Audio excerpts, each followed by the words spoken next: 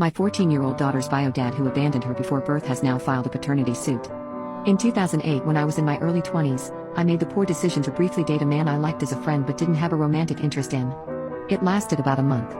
A week after I broke up with him, I found out I was pregnant and I told him right away. He seemed to think this meant I would come back to him and we'd raise the child together, but I made it clear to him that this wasn't the case. I gave him the option to co-parent.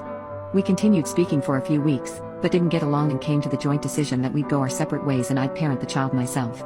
He mentioned wanting me to sign something saying I wouldn't pursue him for child support, which I was willing to do, but it never ended up happening. We didn't speak again until I found out the child's gender, a girl. He was raised as an only child by a single mother, and he seemed to have a harder time with the idea of letting me raise a boy by myself than a girl.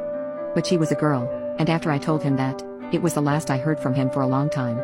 I already had an older son with my ex, and he and I ended up getting back together when I was pregnant with my daughter. He expressed the desire to